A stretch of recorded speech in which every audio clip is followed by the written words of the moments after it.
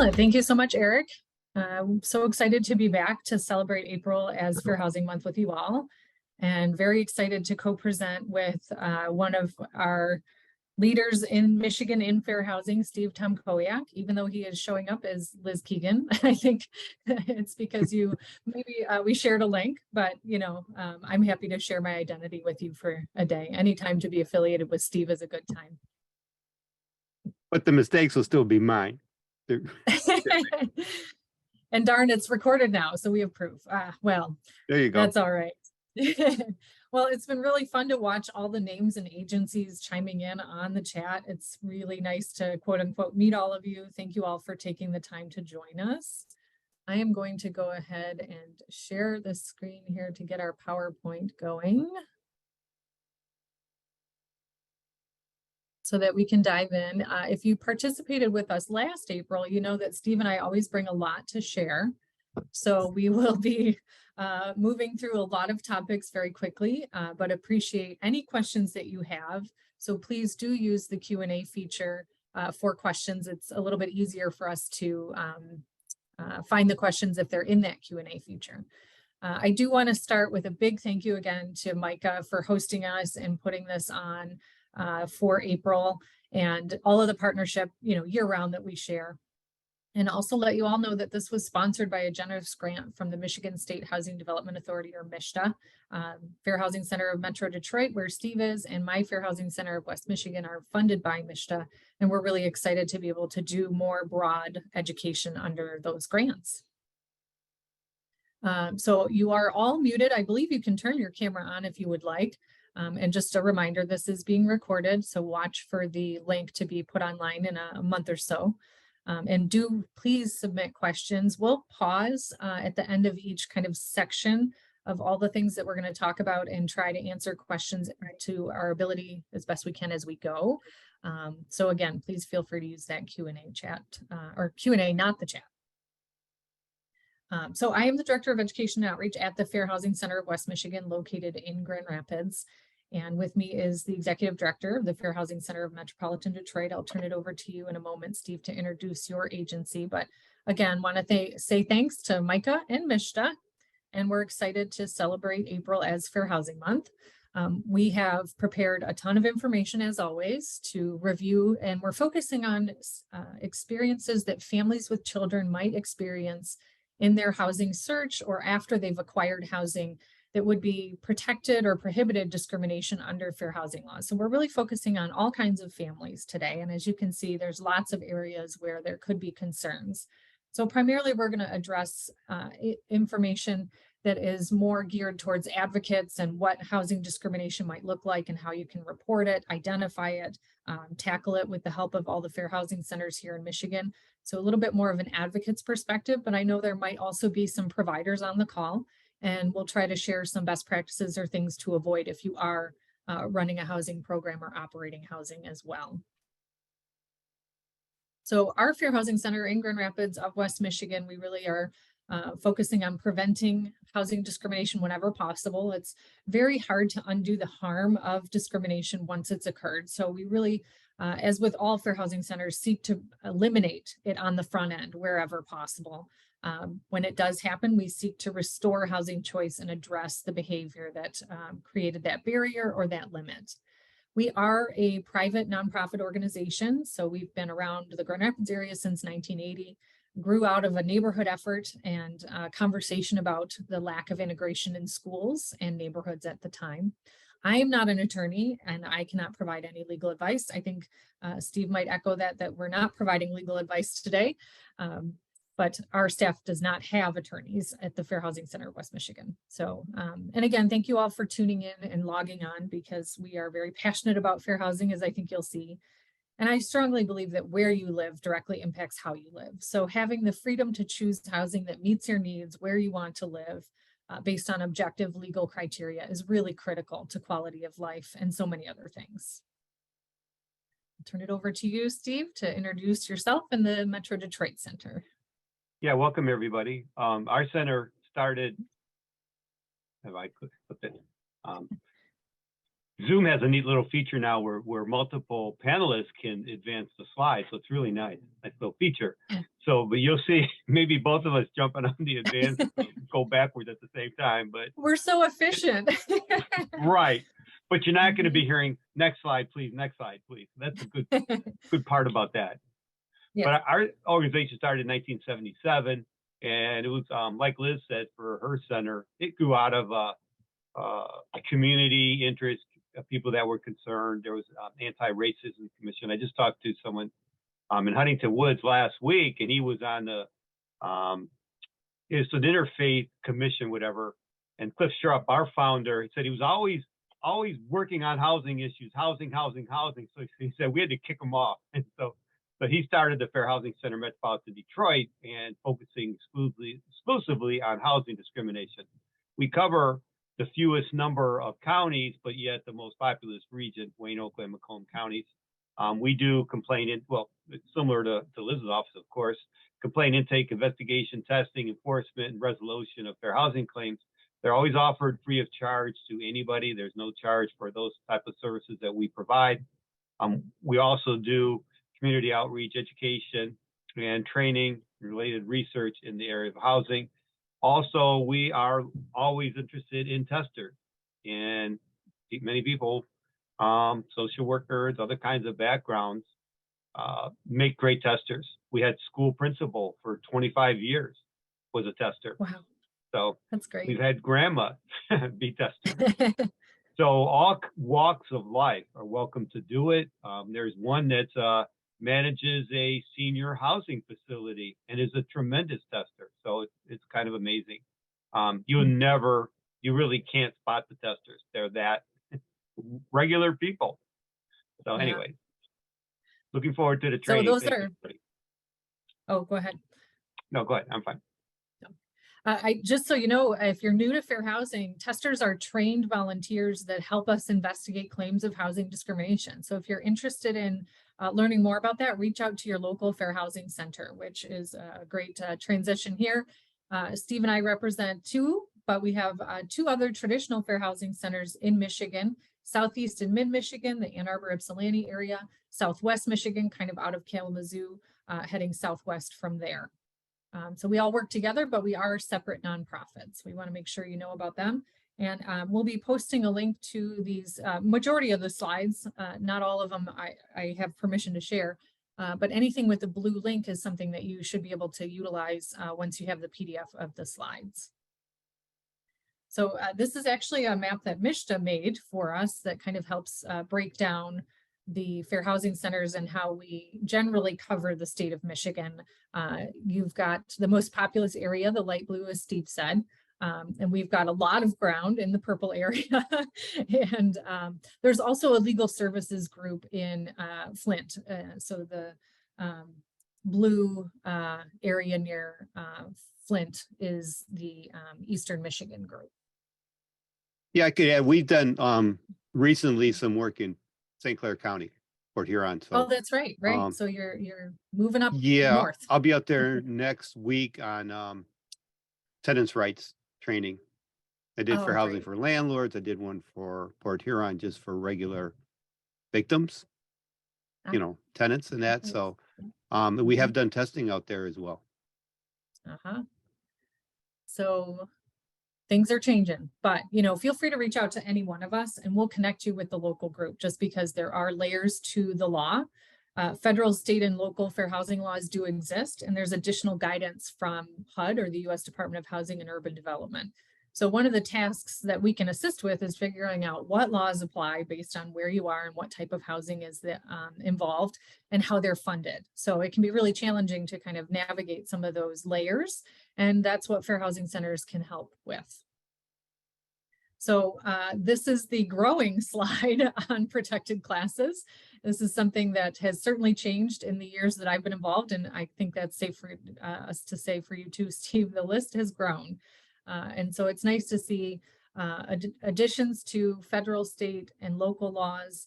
As I mentioned, there's also some HUD guidance that we'll talk about in terms of what those protections are under the Equal Access Rule. But if you're advocating for families who are accessing housing with federal financial resources, they have more obligations to further fair housing. So we'll talk about that. But generally, these are the groups that you're going to see as protected classes. And if you're ever wondering if something is a fair housing issue, you're always welcome to reach out. But one of the first things that we think about at our Fair Housing Center is who's involved. Who is this impacting, and are they a protected class? So at the federal level, it's illegal to discriminate against somebody because of their race, their skin color, their national origin, which Steve is going to talk a little bit more about later, their sex, which now includes sexual orientation, gender identity, and transgender status at the federal and state level, their religion, whether or not they have a physical or mental disability, and their familial status, which we're focusing on today, which is the presence of someone under the age of 18 in the household. Federal financial recipients also are not allowed to discriminate based on whether or not somebody's married or their marital status, sexual orientation, and gender identity. That's been in place for just over 10 years. Here in Michigan, we have our own Elliott Larson Civil Rights Act.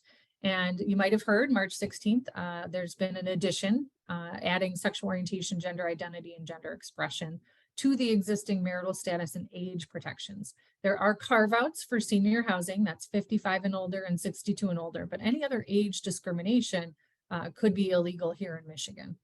And then we're more than happy to help you look for any local fair housing laws. There's over 40, maybe over 45 now, cities that have a local fair housing ordinance within their city or township limits that further adds protected classes or prohibits discrimination. For example, the city of Ann Arbor, I believe now has 23 protected classes within their city limits at their local ordinance level. So there's homework that could be done here to help you establish what groups might be protected in the areas where you're working. So as I mentioned, for the first time in my tenure, I've been around fair housing in Michigan since 2001, I believe it was. This is the first official expansion of our state law in that time to add sexual orientation, gender identity, and gender expression as official protected classes here in Michigan. It will go into effect 90 days after the enactment, so we're looking at mid-June. So it's much easier to have these codified in law. In order to enforce the protections, it'll be beneficial to have them protected under the state so that we can bring enforcement actions as needed. At the federal level right now, it's more of an interpretation. They're not officially protected. So this is a benefit for us in Michigan. And we're looking forward to doing more education and spreading the word about these increased protections. So this is a great slide that Steve, you provided us with last year. So I think it covers other laws, that the layers that exist for fair housing protections. I think one of important note is the bottom there. There's additional protections for persons with disabilities here in Michigan, but you'll note that these are all residential focused. They may also include a commercial element, but we're focusing on housing today. So in the interest of time, I think I'm just going to keep us popping forward here to kind of finalize some of the layers of the of the protections. And it's really important to spend a little bit of time on this to help round out who are the protected classes, how they're protected, because these are the mechanisms that we will utilize if we get a complaint, either to investigate or move an enforcement process forward. So as I mentioned, those with federal financial funding from HUD, HUD programs have to comply with the equal access rule that's been in place since 2012. And what it gave us was information about families. So I wanted to highlight that these funded programs cannot discriminate based on the composition of the family, adults and children, or just adults, the age of anyone in the family, the disability status, whether or not they're married, and then actual or perceived sexual orientation or gender identity. So back in 2012, this was the only protections in place for the SOGI, sexual orientation, gender identity community. And so it was limited only to federally funded programs. This is a lengthy list. So here's a sampling of some of the ones that might be covered. Of interest, I would say, is the first bulletin, the COC and McKinney-Vento programs focusing on homelessness, but also Section 8 or housing choice vouchers, any housing that's funded through the Community Development Block Grants or CDBG, public housing operated by housing commissions or housing authorities, programs specifically for persons with AIDS, focused housing, supportive housing for the elderly and persons with disabilities, housing with FHA insured loans, and others. So this is one of the tools in the toolkit to enforce. So we always can assist with helping figure out who is funded, does this equal access rule apply? But we really encourage that homework be done ahead of time, especially if you're a housing provider. It's good to know what laws and guidance you're subject to. As an advocate, it's helpful to know if this is a tool that can be utilized. So again, family includes, but isn't limited to, again, regardless of marital status, sexual orientation, or gender identity, any group of persons presenting for assistance together. So that is a very broad definition of what family is. So it's not in regards to whether children are there, it's regardless of age, relationship, whether or not somebody has a disability. So a very broad protection under the equal access rule for those funded programs. Also important to note under HUD homeless programs, this distinguishes family from an individual. Under those programs, they must include a child under the age of 18. So this is why I said we can help, right? We can help suss out some of this detail for you. There was another equal access rule passed in 2016. This was focusing on an individual's gender identity and some best practices, addressing how transgender and gender nonconforming individuals should be accommodated, especially focusing on temporary shelter, emergency shelter, focusing on privacy, policy, safety issues, et cetera. So something that's good to be aware of if you fall into that category of that type of program. And again, it's tied to federal funding. So it could be community and planning development programs, COC funded agencies. So again, continuum of care, focusing on emergency shelter, programs that are providing supportive housing, shelter plus care, anything with federal funding. This is an important thing to be aware of to help uphold these protections. It's not only to the recipients of the money, but anyone they subgrant to: owners, operators, managers, and providers, including volunteers and contracted workers. So really, this is something that many more parties need to be aware of and operating in compliance with. Okay, so any questions on that? Let us know in the Q&A. This is kind of a good sample of what our segue or subtitle slides are going to look like. We're going to focus on domestic violence briefly to round out the last of, I think, our information on protections. So most folks are more familiar with the Violence Against Women Act, or VAWA, which focuses on providing protections for victims of domestic violence, dating violence, and stalking. However, again, because that is limited to federally funded properties and programs, we have, in some certain circumstances, limited circumstances, been able to bring gender protections to bear to assist with domestic violence cases under fair housing in housing that is not federally funded. So not as common. We have to show that it really is a gender case, but important to note that that may be considered. So VAWA protects victims of domestic and dating violence, sexual assault, or stalking. It's important to note that those groups cannot be denied admission or assistance and cannot be evicted or lose their assistance just because they are or have been a victim or are threatened a victim. And they also should not be penalized for reasons related to the abuse they've suffered. If they have a bad credit history or a criminal history record, for example, if it's tied to the abuse, that should be separated out. So they really shouldn't be punished for being a victim. So another comprehensive list, and again, I saw the handout was posted, so hopefully this is good information to refer back to, of who VAWA can cover and which programs are under its jurisdiction. So as you can see, a broad variety, again, focusing on emergency shelter, public housing, vouchers, rural development, low-income housing tax credit properties. We have a good number of those in West Michigan and across the state. So important to note that that layer exists and can help families. VAWA requires the communities honor abuse protection orders and other court orders that are in place, recommending documentation of all of that. Anything that addresses access to or control of the unit, that's very important. You have to inform individuals of their rights under VAWA if you are a property that's covered, and include that information in lease agreements. And in cases where both the victim and the perpetrator are parties to the lease, the law permits the community or the property to bifurcate or split the lease in order to evict the perpetrator of the behavior and allow the victim and anyone else in the household, any other family members, to remain housed. So a link there to additional information from MISHTA as a resource, but an important protection for families. how people can be assisted. Housing providers really can help with maintaining safe properties that are well lit and secure, focusing on repairs that need to be addressed in a very timely manner that allows for securing the unit, like fixing windows, locks, etc. Acknowledging any of those protection orders in place, helping enforce them, excluding the violent person from the premise. Staff may have to assist in the pressing of criminal charges.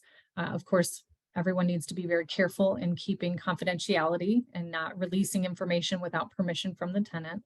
And recognizing that domestic violence is not a lease violation. That's an important way that we can assist here. So I think that's all I had for that portion. So again, feel free to use the Q&A for questions. We want to talk a little bit about what is happening in fair housing. So now that we've looked at what Liz, can I say, yeah, can I say one thing? please. Michigan has a Landlord-Tenant Relationships Act. It's section yes. MCL 554.601B. And that's if someone is under apprehension or danger from domestic violence, sexual assault, or get the term stalking. But there's a notarized affidavit form that has to be filed, and then the person will be released from the lease after the second month. So, and it's automatic, you know, upon filing that, but they have to make sure there's strict compliance with the Michigan law, as well as a police complaint has to be filed. A concern that I have, though, is that it doesn't allow for bifurcation of a lease. Many landlords will voluntarily do that. For example, it may, you know, why should the victim have to move out? If you can bifurcate the lease, you could get the perpetrator out. Sometimes that's a better option for people. But we don't have anything to force that under our state law. Okay, that's helpful to know. I know in November, there was a proposed amendment to L8 Larson, our state law, to add a similar list of potential victims, and it did not go anywhere. And I think we'll continue to see it reintroduced. It's introduced on a fairly regular level. And with this first amendment to L8 Larson already this year, we may see more changes. So we will keep you posted. So as we've talked about in the past too, there's limitations. So anytime we have these lists of protected groups, by their very nature, they're going to leave people out, and that can be challenging or hard for people to understand because the housing market is so difficult. It's hard to find accessible housing, affordable housing, quality housing, etc. There are no protections currently for the rental history or someone's housing status. There's no protections for those having current illegal use of or addiction to a controlled substance. We're working on criminal background screening, so we'll talk a little bit more about that, but having a record of that type of use and currently using illegal substances, there's no protection for that. And as we've talked about, there's limited protections, especially in the private housing market for victims of domestic violence. So as I said, generally, we're going to have gaps in coverage when we have kind of pockets of protection. So it's great that we have federal and statewide coverage. The local laws aren't necessarily easy to enforce. They also don't generally address, you know, just poor treatment. If a housing provider is not a fantastic provider and doesn't treats everyone equally poorly, that makes it hard for it to be a fair housing issue, because we have to look for differences in treatment based on a protected class. There are other laws that can help with, you know, health and safety, you know, keeping the property up to code. People, we find, are generally reluctant to report those repairs that are needed because they know the cost is likely going to be passed on to them. And so we tend to see a lot of people living in housing that's not the best quality. There's also a prohibition against local rent control ordinances. We do get a lot of questions about, you know, my rent is going up XYZ amount at the end of my lease, or they're requiring 3 or 4 times the rental rate to qualify right out of the gate. So I can't afford that. At this time, we don't have any limits in terms of what those costs are. I think that's a common question. I'm sure you get that too, Steve. A lot. Yeah, but it can be, you know, if there's some case law out there, which if the rent increase or rent amount is completely unreasonable, it can be invalidated. But there's really no firm court standard that we can do to challenge that. But yes, we get calls all the time for people Mhm. who have just huge increases. Often elderly with families, and all of a Mhm. sudden $400 or $500 more a Yeah, month, new and it's just owners too or much. change in management. Yeah, yeah. Live there forever and now have to find somewhere else to go, right? So certainly some gaps and challenges within these protections. There's been 2 additional bills introduced in 2023 so far to expand our state civil rights law. Elliot Larson. Just recently, ethnicity was proposed as another protected class that would focus on common traditions, culture, religion, ancestry, nationality, language, history, or social treatment of a group that is shared between members of the group. And as we talked about last April, again, source of income has been brought forward as a possible addition. And thanks to Micah for their education and advocacy, I'll share that contact information. There's a group that's been meeting and talking about this, working on it in order to really allow for people who have non-employment income to take whatever types of legal and verifiable income they have and apply it to the housing calculation to help them qualify to kind of get across some of those barriers that we talked about. So there is no national source of income protection. It has been introduced a couple times. It'd be great to have national or statewide so that people could have true choice with their voucher. There's a number of states and municipalities across the country who have adopted source of income protections, so we know it can be done. We'll just have to stay tuned to see what happens here in Michigan. But that means somebody who has alimony or child support, Social Security or disability income, vouchers of different types would be able to utilize that towards their housing. So very, very common sense, but not a lot of housing providers are looking to work with unemployed or allowing for income that is from a different source. I've heard things like, well, I can't garnish that source of income, so I'm not interested in working with it. And that was for a client of ours who was on disability income. That's a federal protection. So we were able to tackle that case under the federal disability protection, but hopefully some of the other strategies we've seen is housing providers say, sure, we'll accept the voucher, but we won't sign on to the paperwork that is necessary to start the process or to establish the relationship, or we won't accept money from a third-party source. And as I said, we have a lot of different ordinances that try to tackle this. They're all written a little bit differently, and enforcement can be very challenging. And of course, we are priced well above out of what some voucher holders can qualify. We do have local housing commissions that are attempting to address and advocate for increases in what can be considered under the voucher program so that people can actually use the vouchers that they've waited a long time to get. So I know of one housing commission that is actually able to utilize incentives for new landlords, or if they're an existing landlord working with the program, they are given a financial amount for each unit they add to the program with a limit of, adding 3 units. So there's creative ways out there to try to increase housing and acceptance of vouchers. So we'll see where this goes.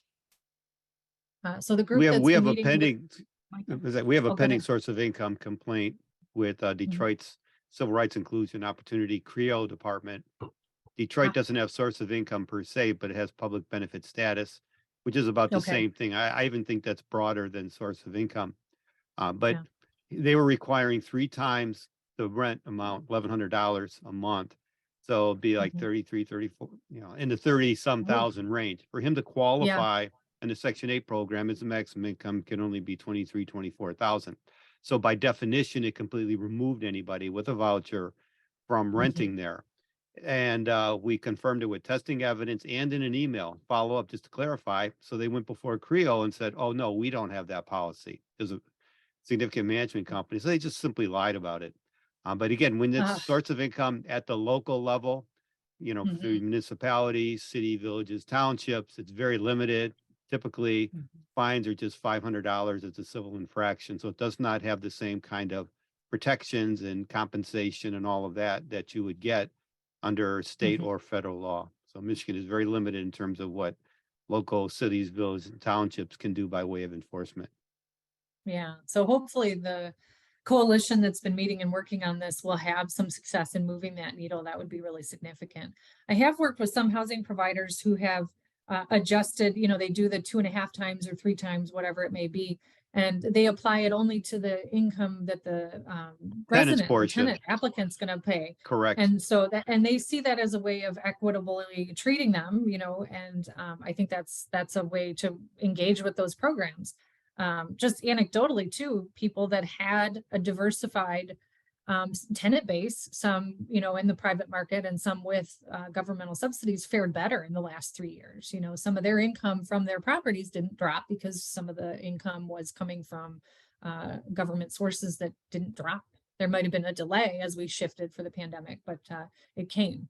So we've also seen insurance companies refusing to work with housing providers, for example, who are working with voucher holders. And that's something we would want to know about if you hear about it. So we've been able to try to do some education with the insurance industry and help them understand some of the protections and that they can't do that. We've also seen insurance policies that penalize housing providers working with people with disabilities, students, things like that. So working on that battle.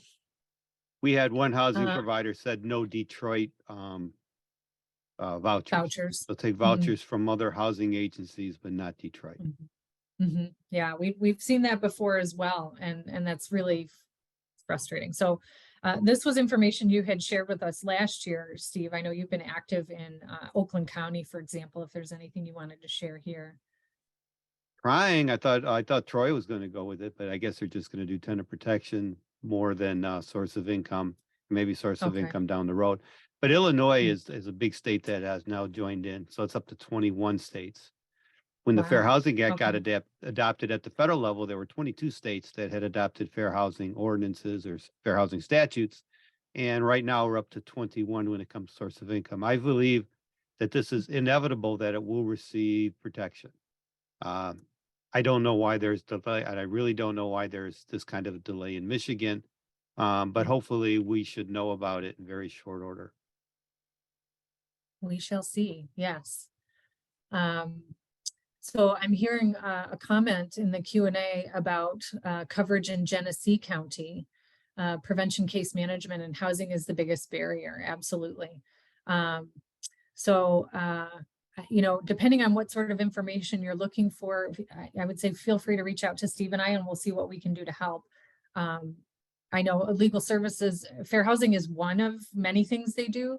And for Steve and I, fair housing is all we do in our centers, really. So if we can be helpful, I'd like to. So feel free to reach out to us. I think our contact information is in the slides. And we appreciate the advocates, hearing from people who have clients or who have experienced this information that we're sharing, these barriers that we're sharing firsthand is very powerful.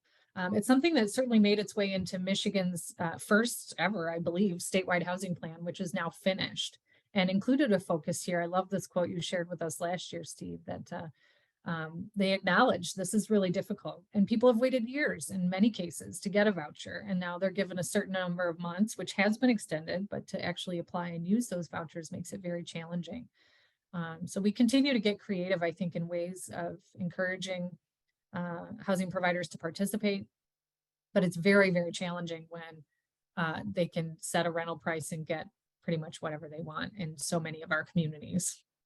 And just be sensitive to the subtle ways in which discrimination occurs. For example, and this policy really bothers me. Well, they'll give benefits or rent concessions 1 month free to first responders like nurses, doctors, persons, law enforcement officers like that. Well, that has excluded people on vouchers. It is often aren't working. It excludes people with disability on Social Security, SSDI. And so be real careful about those kinds of policies because they will have an adverse discriminatory effect on protected classes. So there's a lot of subtle ways that they do. They're motivated just from the bottom line, really. If there's preference to be given for certain types of income or income sources, it's the ones that are non-taxable. They should be grossed up, treated as a higher amount. So be alert to that, report it, please. And if you say, well, Yes, Genesee County and other areas, we can work cooperatively among our centers and we can cover the state with no problem. We've done it yeah, before on a number of cases. Many of the housing providers, management companies work across the state. If we get a complaint as to one property, we investigate them as to all properties that they own or manage. absolutely. Yeah, we've been so fortunate to be able to work together. What we want to see in the end is the policy struck down, the barrier eliminated. So we work together to do whatever we can to get that addressed. So, and again, welcome questions in the Q&A very much, and thanks for engaging with us. Focusing more on the familial status protections, it came about in late 80s, 1988. We had family status and persons with disabilities added under the original Fair Housing Act, which passed in 1968. So we're celebrating the 55th anniversary. But that 20-year gap really it was challenging to bring fair housing cases. And so with this amendment, enforcement protections were put in place, some mechanisms to actually enforce fair housing. And they added families with children and people with disabilities as protections. So not terribly long ago, we do see a lot of discrimination still against people with disabilities. It's our #1 basis, and families with children generally are going to be in the top 3, along with race-based allegations. So we see a lot of activity here. So again, Micah, thanks for letting us focus on familial status. So the legal definition here, again, really broad, one or more individuals who have custody of somebody under the age of 18, a parent or another person with custody, the designee of a parent or other person with custody, as long as there's written permission. So really broad definition of who can be considered a family with children under the Federal Fair Housing Act, which is beneficial. So single people with kids, a pregnant woman, somebody who's adopting or in the process of fostering, getting custody. The new term for grandparents raising grandchildren, it's become such a conversation nationally. They're called grand families, and there's some conversation about adding legislation in trying to figure out how to help grandparents who are raising grandchildren, many of whom have maybe moved into senior housing, which is generally not going to allow for the addition of children to the family unit. So a new conversation going on there that I think will be interesting to keep an eye on. So lots of signs, as Steve has said, just watch for things that don't seem right. It can be a flat out refusal to rent to families with kids, or, once they're allowed, I remember hearing about a case where a single mom with 3 kids intentionally rented a single family home with a nice large porch and a nice front yard, plenty of place to hang out, play, spend time outside.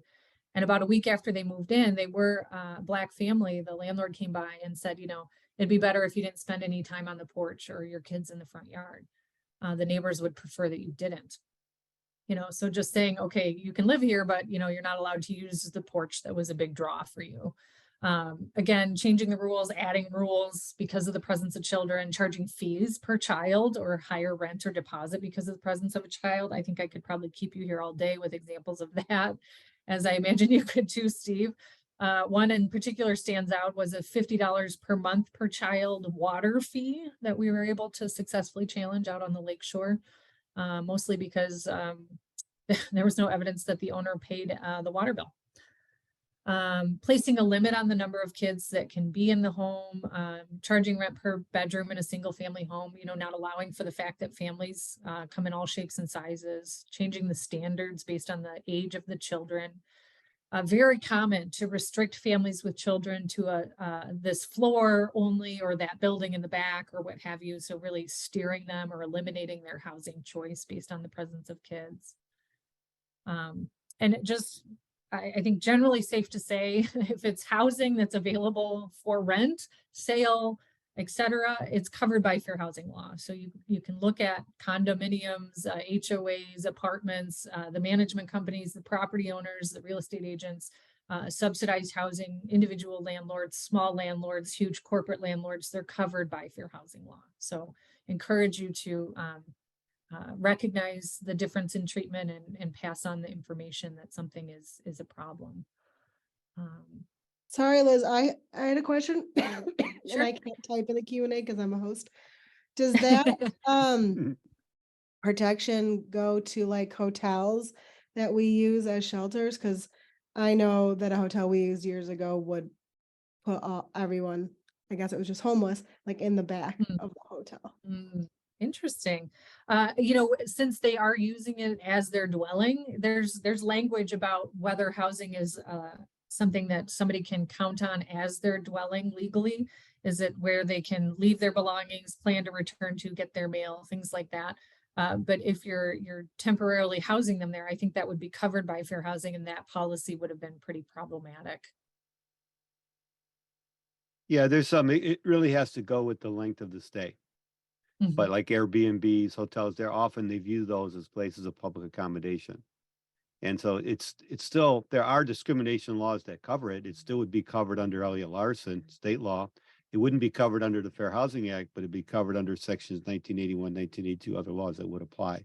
So it just depends. Where you may lose Yeah. some protections would be families with children, because that's not under other federal laws. But again, would be covered under Michigan law. So Mhm. challenge it. And there has been, Yeah.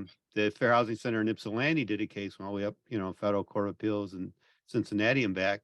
But that had to do with the hotel that was discriminating in terms of providing services for weddings, basically.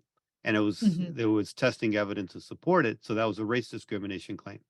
It was brought under sections 1981, 1982. So don't assume, report it and Yeah. see what we can do to find a way. Yeah. And that's the value of testing that we talked about earlier, is utilizing volunteers who can call and say, I'm participating in this emergency shelter, whatever, where, do you have anything available? And it's really information gathering that helps prove what's happening. So any of those types of concerns should be reported to a local fair housing center. Absolutely. We've got a comment about providing more housing, maybe relying on the government more. And eliminating kind of the reliance upon landlords in the community. That's certainly an idea for communities that do have space to build. It could create jobs as well as housing opportunities. There's a whole statewide housing plan that is really looking at the shortages and all the complications. So I recommend you check that out. I don't remember if I linked that, but I can certainly get the link for anybody who's interested. Question about families with children protections, rules of max capacities for rooms or square footage. We will have a whole section devoted to that occupancy question. So thank you for that, Sherry. We will circle back to that because that is a good question. Same thing, Mercedes kind of asking, the number of kids in a home get tricky. Yes, but there's standards that we'll talk about. But first, we're going to kind of talk about the beginning of the process, advertising. Fair housing laws do prohibit any notice, statement, ad, any sort of communication that presents a preference, has a limit, or discriminates based on any of the protected classes. Here we have race, color, religion, and national origin from 1968, because those were our first 4 protected classes that were put in place. Now that list is longer. So we do tend to see ads and language that is very discouraging. I'm just going to go ahead and put all of these up on my slide here because I've gathered so many, where you can repeatedly see here that there's preferences for single persons or couples, some straight out with age limits. We don't want anybody under the age of 21. There's a lot of preference too for retired couples or seniors, people who have maybe raised their families, the empty nester kind of thing. Those who are 50 or 45, those are illegal age restrictions. It's 55 and 62 are the only age restrictions you can have. But generally, when you look at these phrases, the people who are left out are families with children. This is a proposed development that didn't go through for a number of reasons, but they were an out-of-state developer who didn't know about our age protections here in Michigan and targeted the housing towards young professionals, 25 to 35 years old. Don't worry, most won't have kids. So a problem there. And a couple more examples here. Some of the questions very timely here. An advertised limit, no more than 3 minor children in a home. Or additional fees are going to be added on for each additional occupant, or we're going to have a maximum of 2 kids in place here over and over again. Problematic on the advertising end. We've also seen these are a sample of Facebook. They've had issues with targeting on a number of issues, but this one was excluding housing ads leaving out anybody who Facebook said was a corporate mom, stay-at-home mom, new mom, mom of grade school or high school kids, fit moms, green moms, big city moms. I mean, there's all kinds of labels here, but essentially they were withholding housing ads from families with children through their algorithms. So that was a case that was brought a number of years ago. There's been a few Facebook cases since then. But from the very get-go, there's kind of an anti-family bias. This was a case out of Colorado who had not a senior exemption, but just a preference. They wanted people that were over 40. A couple of their ads said over 35 instead. Their website said they were an adult condo community. So those policies invited investigation, shall we say, and some testers were sent. One tester who was 29 without kids was told, well, we'll discuss it. Like they were close enough to their illegal age restrictions. But a tester with a 4-year-old was told, we're going to stick with our community rules and we're not going to bend them for you. So they are bringing that case. I'll have to see if I can find any resolution for that one, but that is certainly problematic. So any advertising, if you're helping people look for housing or relocate, have your antenna up. You know, internet ads, online forums, all kinds of places now where people post housing information. Not necessarily in the good old-fashioned weekly newspaper anymore, although those forums do still exist, but any sort of preference or limit or something that catches your eye. If it's not describing the property and it's talking about who the perfect tenant is or the perfect buyer is, that's a red flag. Especially when you consider how many protected classes that we have now. So if you are a housing provider, please don't publish anything that references any protected classes. When in doubt, take it out. Don't put it out there. But if you are finding anything in a housing search or anybody that you're working with finds it, please do report that. There are advertising guidelines for housing providers from HUD. They want the equal housing opportunity logo, the little house here with the equal sign, to be utilized. And it should be used across the communications, websites, social media, etc. But it also is not a hall pass. We've seen discriminatory ads that have the little logo right on the top of it. So if you see that, it's a good thing they're using it, but it doesn't mean they're in compliance with fair housing. Let me double check. I think these are occupancy questions. Okay, so for those of you who joined us online last year, if you came back this year, thank you so much for circling back around. This is updated information. So I wanted to spend a little bit of time on the updated guidance on criminal records and the use of them in screening. Public housing agencies or housing commissions have guidance from 2015 that is still standing.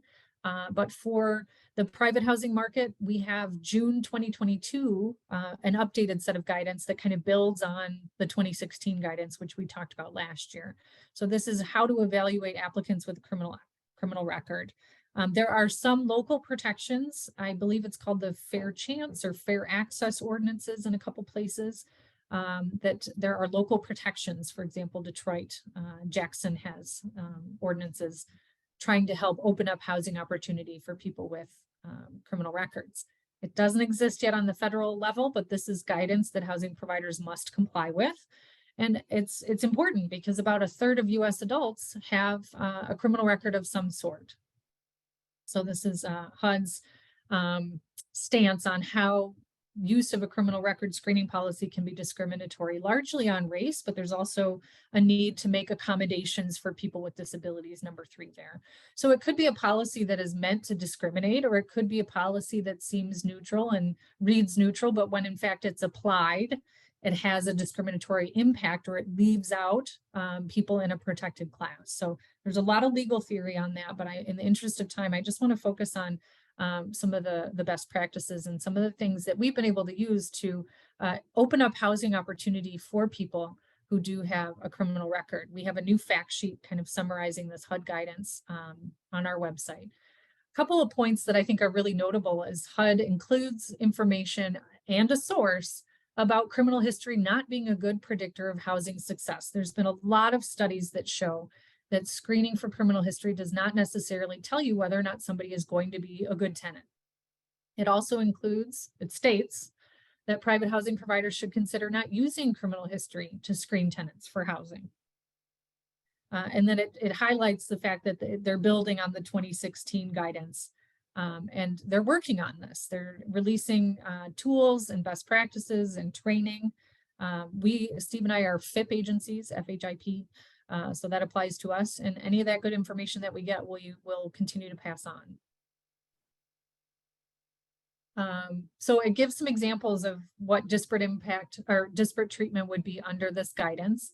So very straightforward, not telling all applicants about what the policy is or not using the policy in screening all applicants. That's problematic right out of the gate because that's a difference in treatment.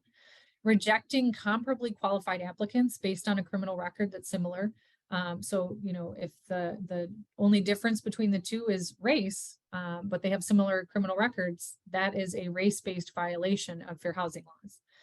Discouraging some people and encouraging others based on a protected class, offering applications to some, withholding applications from others would be problematic. These are examples from HUD. Something that I think is important to note under this new guidance is they're talking about post-housing acquisition and what rights people have. So if a housing provider evicts a Black tenant who's been living there, who's convicted of a crime, but doesn't evict a white tenant convicted of a similar crime, that would be a violation. Or deviating from standard procedures, which is always something that should be assessed for fair housing risk.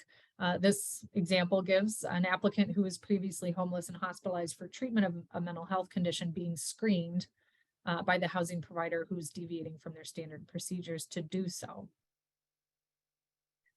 So a couple of best practices on the procedure side and then on the policy side. And I share these with the hope that this would kind of help advocates recognize when things might be worth educating the housing provider on, or maybe following up from a fair housing perspective. So right out of the gate, again, HUD said don't consider, you know, not using criminal history to screen at all.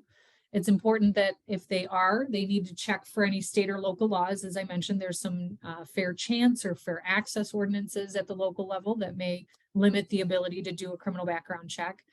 If there's federal or state funding at a program, those regulations might have restrictions or give some guidance as to what might be done or not done. Something new that I think is really interesting is that this guidance recommends that property managers and owners avoid third-party screening companies that use biased algorithms. This is something that a lot of housing providers were doing before the pandemic. I think it probably, you know, increased tenfold during the pandemic as a lot of people shifted to online systems or, you know, outsourced the screening.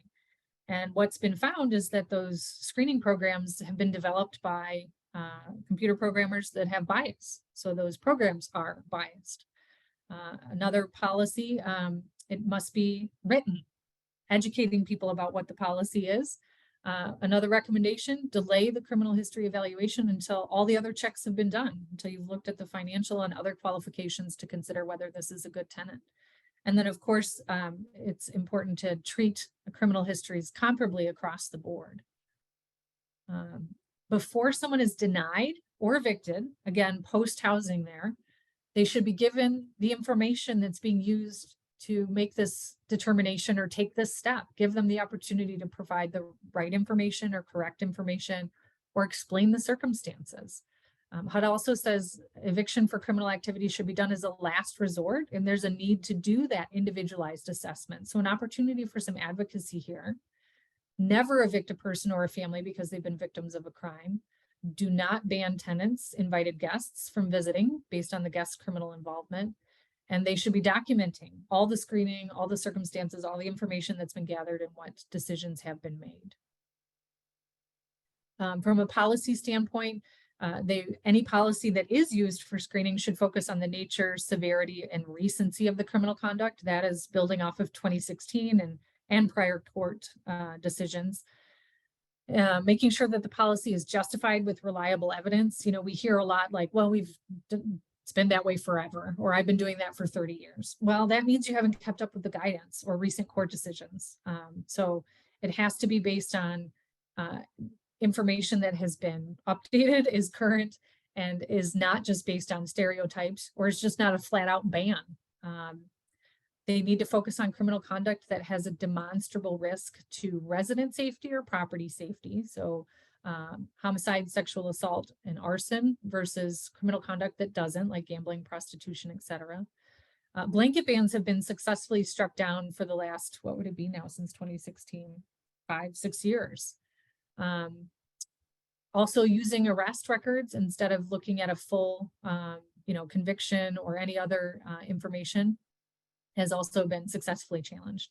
And then think about how long ago it's been since the criminal conduct occurred, because generally there's a lot of studies out there that are showing, I think between 3 to 5 years, if somebody does not have another offense, the likelihood that they will reoffend is very, very low. So that individualized assessment is really critical. The information gathering, the exchange of information, so you can consider, does this person have a good tenant history otherwise?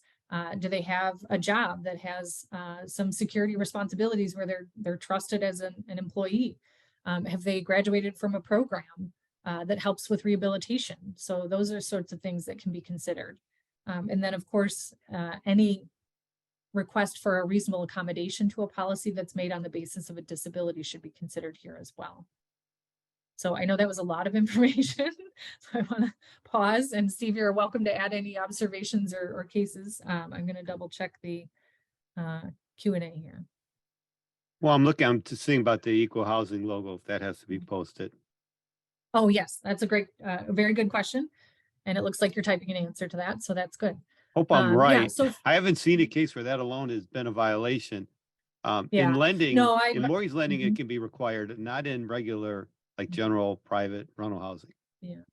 They look for it, is what I've been told. HUD wants to see it. So I think it's an easy thing to check off the list if you are a housing provider and you're doing business in a space like an office where the public would come and go. It's something they want to see. So It's a required part of our testing protocols. I'm sure yours, where they look to see whether the logo is present. If it's not present, that per se is not a violation, but it can be taken into consideration negatively with all the other facts to decide whether discrimination is occurring. So the best approach, put it up. It should be put it up. It sends a Put it message. I on mean, your you want a diverse group of tenants, Mhm. and that's the goal, right? Yeah. To get the benefit of an Absolutely. integrated community. Yeah. So I know that was a lot of information I just threw at you for the criminal history screening standards. So feel free to let us know what questions you have. But in the interest of time, I am going to pop forward. We're going to look at applications. So we're kind of moving through the advertising, the screening, and now we're looking at applications. And I'll turn this to you, Steve. Yeah, the House report to the 1988 amendments, that's the key legislative history. It's how we both clicked. This is in the House report, Congress said that landlords may not ask blanket questions of those with a disability. Again, we're adopting the disability protections and permitting reasonable accommodation and modifications, but the Congress did not want that to be an excuse by landlords, housing providers, anyone to make blanket requests. So you can't. The request has to be limited to the reasonable accommodation or modification at issue. So that's a general rule, blanket, and you'll see it sometimes for maybe a service or assistance animal or support animal. They can go way beyond, reveal all of your medical history in the last 10 years, right? That's overbroad. It has to relate to the specific request.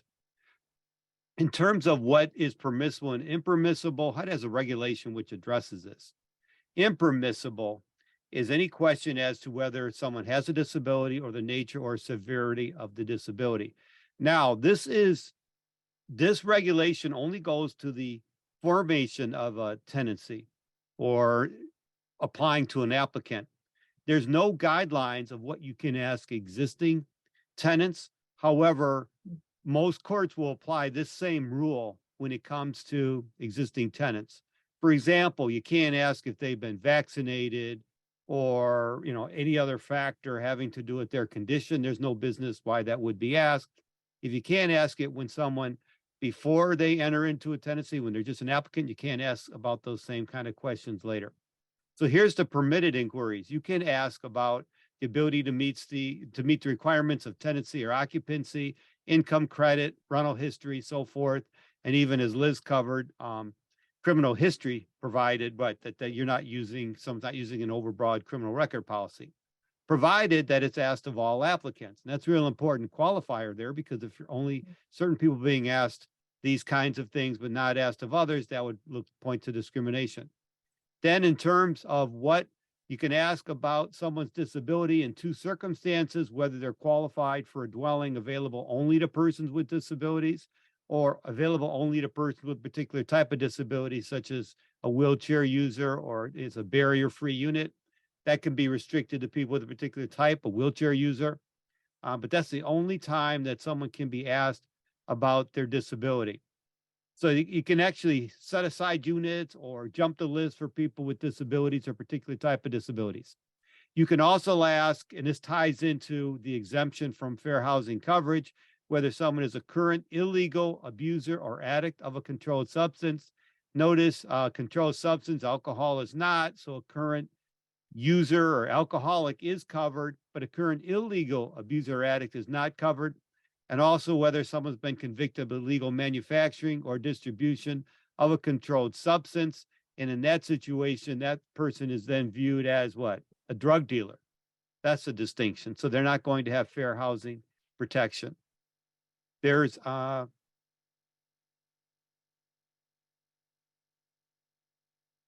jumped too far. What happened here?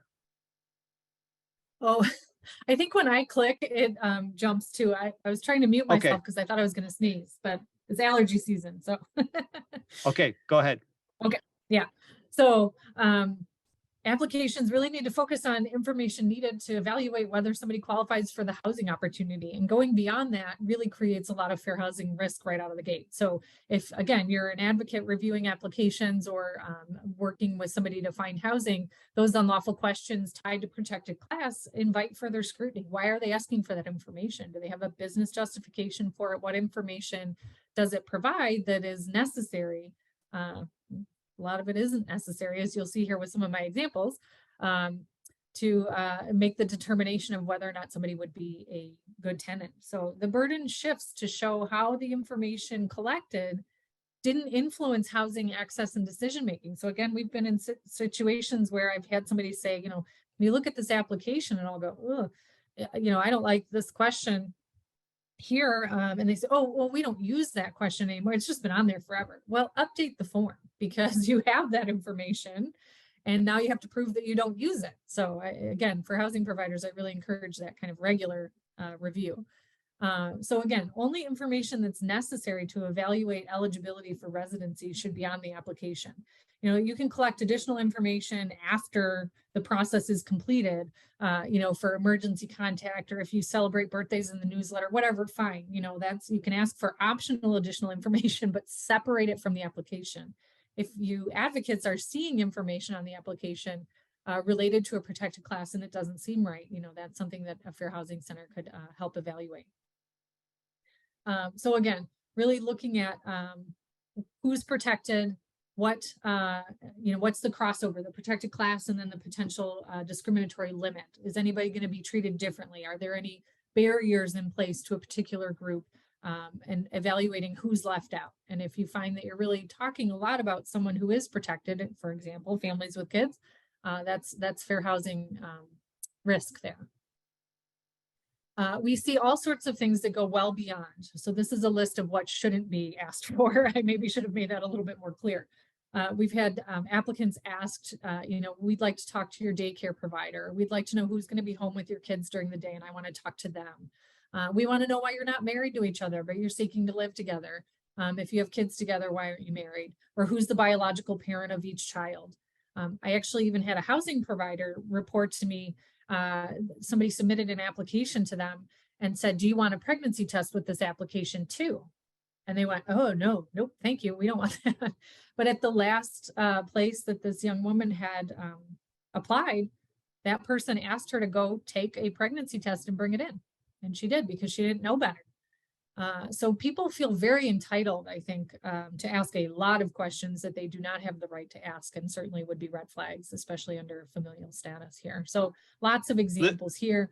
Oh, go ahead. Liz, we had one where, it was a rental situation. The landlord said, um, oh, what kind of disability do you have? Mental. Oh, sorry, snatched the application back. Had too many problems with people with a mental disability. So then she Mm, went to another property and they said that, oh, same kind of reluctance.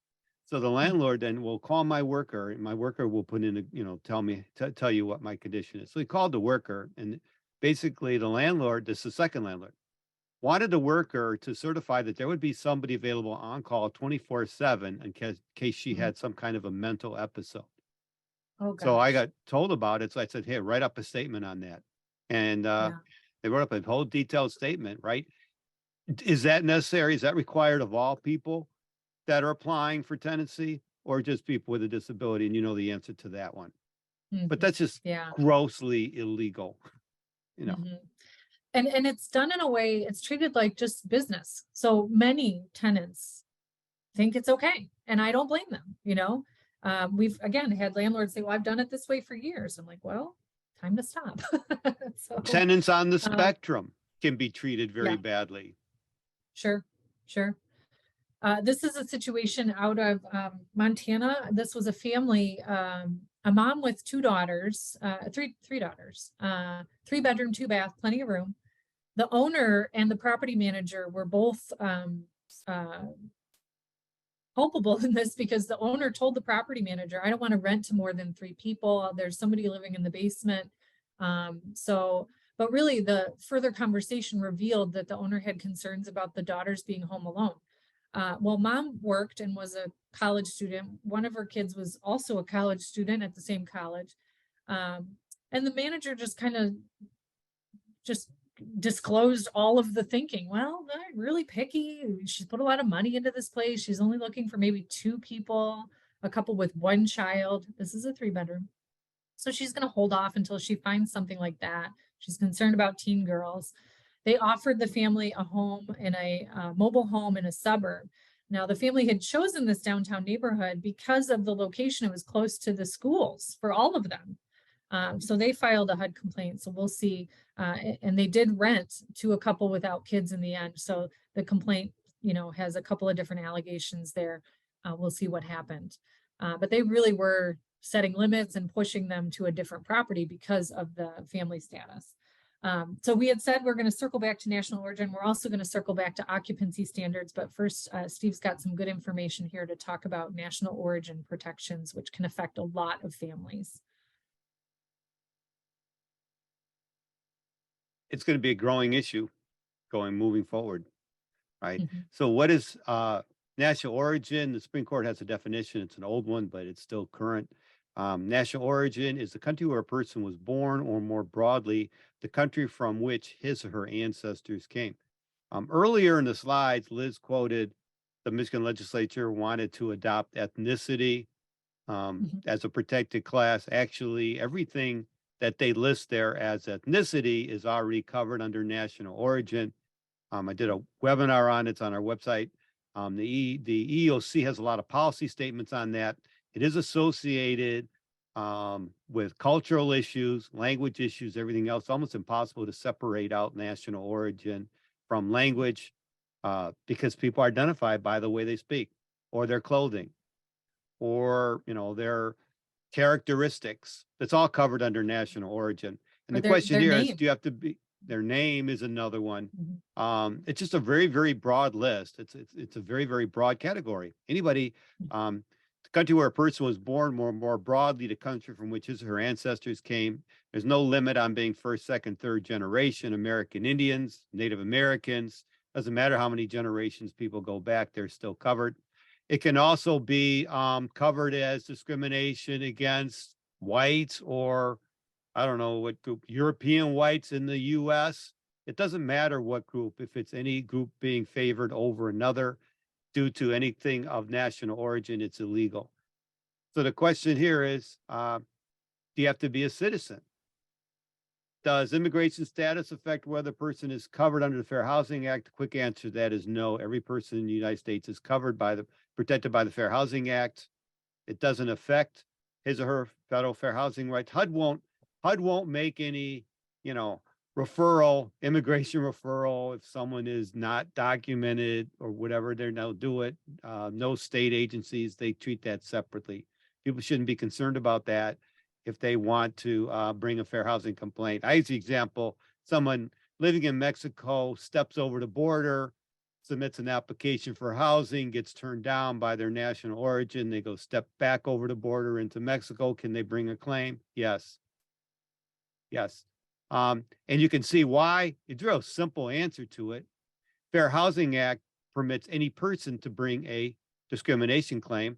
Elliott Larson stands, and Michigan Persons with Disabilities Civil Rights Act says the same thing. Protection for all persons. Section 1982 actually requires citizenship for those claims, but the overlapping cover under 1981 permits claims to be brought by all persons. So the only issue would be Section 1982, but then you just bring a claim under 1981, and so you're all set. So generally, that's not a problem. So the question here, I like this case. It's a recent one, really, really helpful. The plaintiffs or complainants found a perfect apartment and they met the income and credit requirements, but the application was denied because the management company enforced a policy requiring that all adult residents of properties have a Social Security number. They met the requirement, but denied because of Karina, who was lawfully present in the country, was in the process of applying for a Social Security number, but did not yet have one.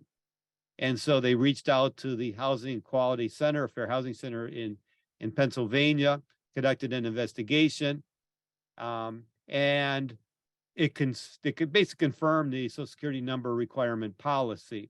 So they agreed to remove the policy to reduce the discriminatory effects, showing what? The requirement of a Social Security number would have an adverse impact on a protected class, and that would typically be what? Hispanic national origin, right? Or, I mean, it's Hispanic in that area. In the other part of the country, it could be people from a different, right, background. And here's what I really like on I think they did a really good job on the conciliation agreement. So they came up with a policy as to acceptable forms of identification for adult applicants. And you can see, it says they will not require applicants to provide Social Security number or tax-free identification number, and they will accept the following forms. You see how it's been broadened? So that's basically a ready-to-go policy for someone or housing provider to adopt and not have any fair housing problems with it. Great case. I like the conciliation agreement. Very good guidance. Yeah. Yeah, I've used were you involved in that one, Steve? Nope. No? Okay. I saw Relman, it's a Relman case, but they work with a lot of us across the country, but this has been a really helpful case to actually a housing provider who wanted to make updates to their policies. They were able to take this and kind of go up the chain of leadership and say, ooh, we better make this change, but they had wanted to advocate for it. So nice example there. Isn't it? I had the same reaction. The people have been very, very receptive of this. It's great use of fair housing laws in kind of in an inclusive way, isn't it? Again, what's the point? Do we really want the Social Security number, or you want to verify that you're dealing with an actual applicant and tenant and so forth? And that this will suffice. It will meet those needs. Excellent. All right, so we've got some differences in treatment. So I'm keeping an eye on the clock. I'm going to move a little faster here because these are all just examples of what not to do, but hopefully will help us recognize problematic statements. You know, this first one is just, I've had a problem with kids in the past. You know how teenage boys can be. I don't deal with kids. So just a blanket denial to a mom with 2 teen sons. Property manager refusing to show an available unit after the woman said, I'm looking for myself and my child. Again, we don't rent to people with children. They were not senior communities. They had no exemption. These are a little more egregious here. This is a third-party property manager evicting 2 families with pregnant women because the owner said simply, I don't want babies in my houses. And the property manager was complicit with that, and they're both held responsible in that situation. This one raised my eyebrows really because the manager told a tenant and her caseworker who was on the phone with a government staff person on speakerphone. So another witness there. You know, the housing manager said if this tenant doesn't keep the baby, if she gives the baby up for adoption, she could keep her housing, making a lot of assumptions in that case. there's mortgage paperwork here that a lender used illegally to deny a young single woman her mortgage because she was of childbearing age and could potentially violate the ban on children that this condo group allegedly had. Another mortgage lender calling in some condo bylaws. Here we're separating children by age into, they're only allowed in building B, and then over there you have everybody else who's 12 and under. So steering and separating residents by the age of the children. Here's a case we had where a landlord tried to double the security deposit. They were from Virginia, I believe, and were told by a friend who does not know Michigan housing law, well, you should charge more because they have kids. And she didn't know it's illegal to double the security deposit. And then she followed it up with, statements. You have kids and I want to keep my property nice. So this is why I'm doubling the security deposit. Another situation was a student housing company, upon learning that one of their students who was applying had a child, tried to force her to get a separate lease for the 2-year-old and pay double the rent. So that's my scribble signature of the 2-year-old on the lease. This case I might have talked about last year. This was another kind of eyebrow raiser out of South Florida. A condition of renewing an apartment lease was that the tenant who was pregnant give the landlord an ultrasound photo. So this federal lawsuit has been filed in this particular case. But also note they had a box on the application that she should have checked as they lectured her for being pregnant. And staff knew that she was pregnant because they told her she should ride in the front of the golf cart. So that defense of them saying they didn't know that she was pregnant was easily debunked. So people, again, feel very free to say a lot of things, I think, about familial status and put a lot of terms and conditions in place. Per person fees can be problematic because you could be penalized financially for having a child or getting married, adding to your household. So those have a fair housing risk associated with them. And that's why I keep talking about consistency and making sure that all policies are consistent across all the protected classes and making sure that there's no financial differences based on a protected class. Everybody should know what the policies are. And I'm a big advocate of residents knowing those policies as well, so that you're consistently providing information and consistently using the treatment as equal treatment. One other thing that we do see is that choice for families is limited. Since we have balconies in these units, we're not going to let you see those units, or you're not going to want that second floor unit because you have kids. So I'll show you everything on the first floor. Those sort of assumptions, not okay. And then getting back to for those patiently waiting, the occupancy question, how many people can live somewhere safely? This does have to be done in balance and awareness of familial status protections. We do not want overcrowding. We don't want unhealthy living conditions, but we do want the number of people who can reasonably stay together to be upheld. And unfortunately, we see a lot of housing providers try to move this number down below what legally would be allowed based on the size of bedrooms or size of the unit, how the apartment is configured. Maybe there's physical limitations of the housing or things like septic, things like that. Some standards that might be able to kind of inform what sort of number of people is reasonable based on local health and safety codes. But oftentimes we just see blanket statements, 2 people per bedroom, doesn't matter how big the bedrooms are, doesn't matter the floor plan, any of the other things that are supposed to be taken into account. So a policy like that is problematic now under fair housing for sure. Here's an example of somebody trying to limit a 6-bedroom home to no more than 4 people. This is a case a couple years now that had that 2 people per bedroom policy with no exceptions. Well, they had large units, large square footage. They had units that had dens, offices, and other spaces that could be living rooms or be sleeping bedrooms, based on local code.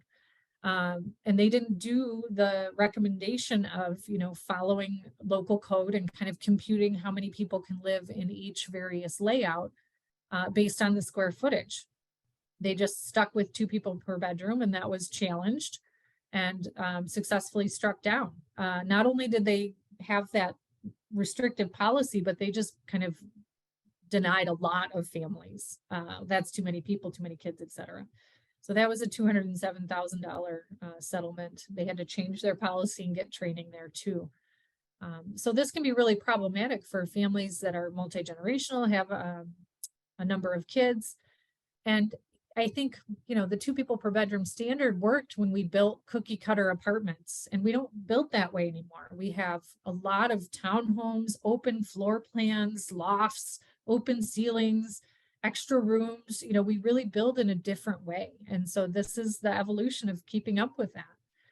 Here's an example of a family of 4 in a 2-bedroom. They have a baby. So there's 3 kids and 2 adults.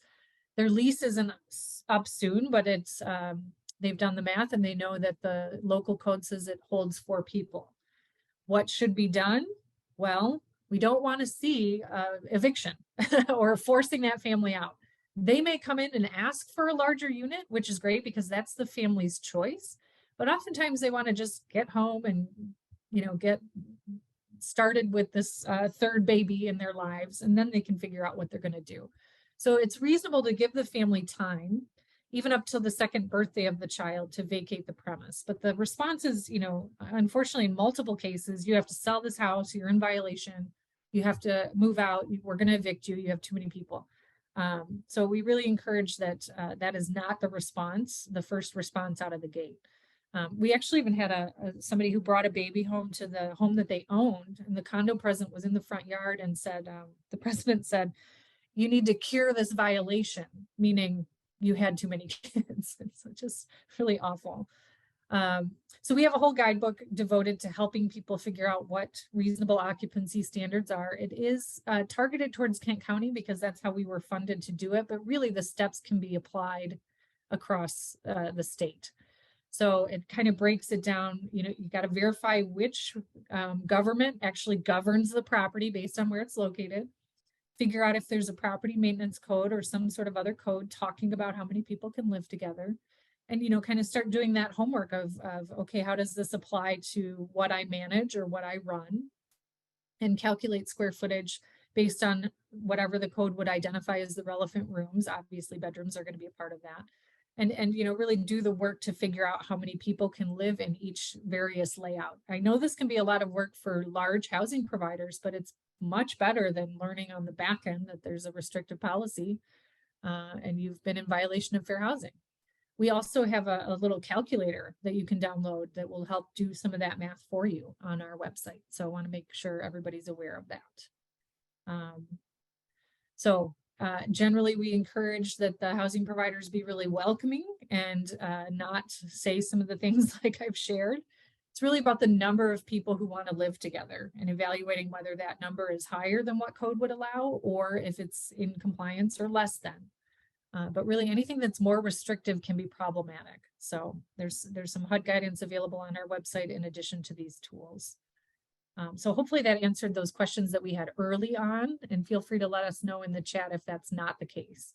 But Liz, essentially, if there's nothing under your, excuse me, if there's nothing. What do you default to then? Oh, if there is no existing property maintenance code, thanks, Steve. That's a great question. So generally the International Property Maintenance Code, or IPMC code, is a reasonable standard for a housing provider to adopt. So, and that's all laid out in our tools. Do you have any other recommendations or resources you would recommend? No, that's the main thing, because many of the local building codes, zoning or occupancy or maintenance codes, whatever, won't list occupancy limits. It won't say how many square feet. There's Ann Arbor. Smaller, yeah. Smaller rural areas. So the default to the IPMC is important. Really briefly wanted to touch on harassment that's generally been on the rise. And there's been some big cases decided that I think are important to know about. But, really any sort of harassment based on a protected class, whether it's intimidation, threats, interfering with somebody being able to live somewhere and enjoy their property based on a protected class, is problematic, especially if it causes the person to vacate the dwelling. So they're like, I've got to move out. I can't live here anymore. I can't take it.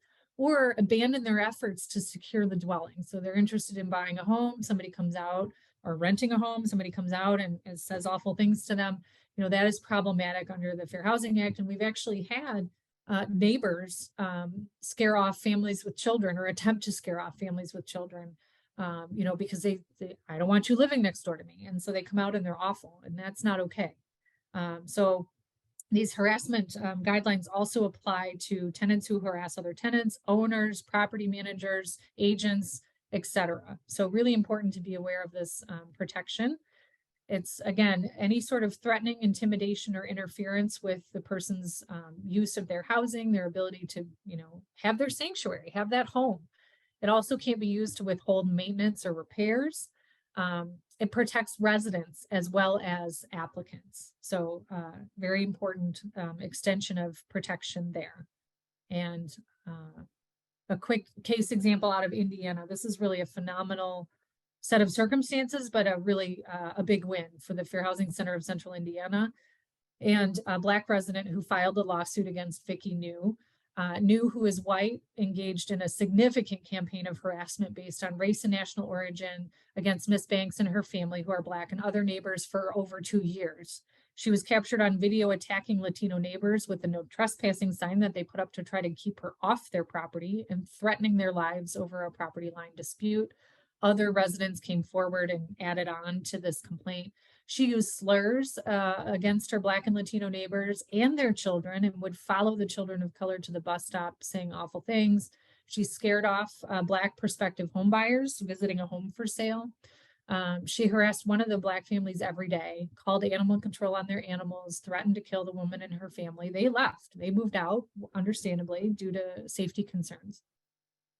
The Homeowners Association, or HOA, the management company, allegedly knew of this behavior and failed to correct or end it. So this is, really large settlement dollars here. She herself was ordered to pay over $226,000, and the HOA agreed to pay over $260,000 in a separate settlement while admitting no wrongdoing. But that 2 years is really unreal, very difficult to live with. And it's really unfortunate when families with children, especially when the children are exposed to this. So we have lots of tools and resources. I know there's been good links shared in the chat, and encourage you to reach out. Steve's got a phenomenal website. He's got lots of great trainings by all different topics available to check out. So I really encourage you to reach out and let us know, what concerns or questions you have. We've got a couple minutes for questions in case there's anything that we didn't get to that you were hoping that we would. Please feel free to let us know. And thank you so much to Steve for your time today, and to Micah for hosting thank you, us. Liz. Well, I give people a couple moments to type. I'm not a fast typist, so I'm gonna watch the Q&A here. I think we did well on those questions. We can stay over if you can a little bit for questions. I just like to Sure. have the content over in time, so we're good. Yeah, I can stay. I don't want to commit you, Steve. For sure. I think don't you want to covered commit for me you. I'm last just saying time. we're It's good to fine. stay open. Okay. Yeah, because I know there are people typing. There is one in the chat that says, I have a client that is experiencing so many violations that I would like to discuss it offline. Oh, so that's what your email is for. Okay. Yeah, so I just put my email in there. Happy to review the details and then maybe connect geographically. I do prefer to connect the local Fair Housing Center if there is one, just because the local laws can maybe be beneficial in terms of what's happening. So, and Steve popped his number in there too.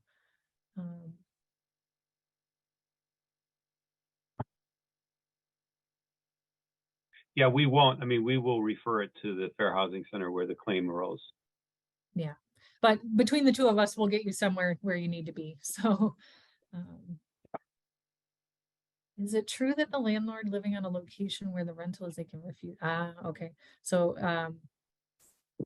got that answer already. I missed some of the Q&A. I think with the remote control, if I tried to click on the Q&A or something while you were using your remote control, Steve, it would move your slide for you. So I just wanted to go back and look at the ones that I missed, but good question. Yeah, but that question, the landlord living on location where the rental is, can they refuse to have children as their neighbors? No. Mm-hmm. Yeah. I see. When I answer my name, your name goes on the answer. I'm getting all the credit. Thanks, Steve. Oh, good answer. But that would be the same way, like you always use race and murder as two examples. Can you then not rent your unit to someone black because the neighbors wouldn't like it? Of course, that's wrong, right? That wouldn't work. Yeah. Yeah, we go, gosh, we've had a Right, number I of think those that's category. situations. Yeah.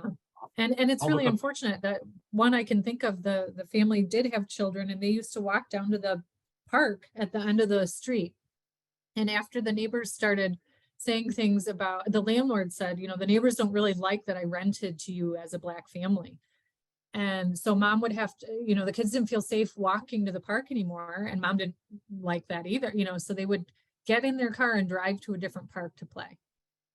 You know, so those, you know, that interference with that enjoyment of their housing and their feeling of safety is just, it's paramount that that's upheld. A couple questions now in the chat. We have landlords that will put in their ad that they will not accept applications from tenants with MISTA. Is this against the law regarding fair housing? I, for one, I think would love to see more about that. I'm assuming that's not working with MISTA vouchers. Not accept applications from tenants with MISTA. Love to know more about that. So please connect with your local fair housing center. You know, having a voucher isn't a protected class, but when we look at who voucher holders tend to be, you see a lot of voucher holders who are single female headed households, households of color. So that I think is something that should be followed up on for sure. What about public officials who announce? Oh, go ahead. Oh, public officials announced a new housing development is not affordable housing. I don't know why they would make that statement, but it's a negative. They should be striving for affordable housing. Class example, I was at a conference, someone worked in a planning department for a major city. And the mayor walked in and said, no affordable housing projects, you cannot approve any of them. Amazing. And there's also, when we talk about affordable housing or housing projects, people think like 300 units, 100 units, 150 units, but it can be as simple as 6 to 8 units. And it can fit right in. It can do it without disrupting the neighborhood or community. But sometimes there's restrictive zoning and just reluctance to get those approved. They gave a report where someone complained, well, that development would damage my view of the sun rising over Myers. But I didn't know that. And that was enough to shut it down. Anybody that gets up and complains, they would use that as an excuse to shut it down. Airbnb rentals, nope. Fair Housing Act doesn't apply. Those are short term. They're not considered a residence for purpose of Fair Housing Act. Other laws would apply. Other laws do apply though. Absolutely. Yeah. Other laws do apply. Again, we're in Michigan where you have it as place of public accommodation. So you're still going to be unlawful if they're discriminating. I remember a case out of, I think California, a race case, Airbnb case, where when the guests showed up, the owner was there and decided not to rent to them once they saw them in person based on race. And that was challenged, and successfully so. And it really pushed Airbnb to start making a lot of those changes and pay attention to civil rights laws. Yeah. I'm not sure in public accommodation, does Michigan really? It does have it. Yeah, I was thinking the Persons with Disabilities Civil Rights Act does cover place of public accommodation. So we're protected in Michigan. You just don't get the punitive damages that you can get under federal law. That's the remedy will be less though. Yeah. So I'm seeing a question in the chat about Grand Rapids in Wyoming. This person has heard who do have ordinances prohibiting source of income discrimination, that they've seen postings or have heard about postings stating an apartment or rental is not Section 8 or MISTA compliant. Are they obligated to make their rental compliant if they cannot discriminate from that income? It's interesting that I've not heard it from MISTA. I do know this might be dated, and I'd be curious to circle back to this. The Wyoming Housing Commission did require some utilities, appliances. And so this was kind of seen as some of the housing providers would remove the required appliances that would have normally been in the home in order not to participate. So I would really encourage sharing that information that would be my Fair Housing Center. You can report information to me and I can share it with our advocacy team to keep it anonymous, so that we can follow up on that. It'd be really helpful to see why they think that this is something that's okay to post, maybe do some education, or if need to, file a complaint under the local ordinance. But yeah, unfortunately, we do see, I think, bad information that, you know, they've been told by someone, well, if you do this or say this, it's not a violation. And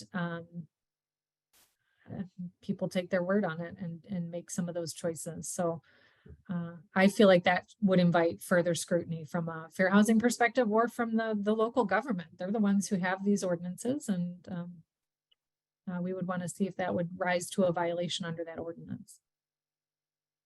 Yeah, but really good questions.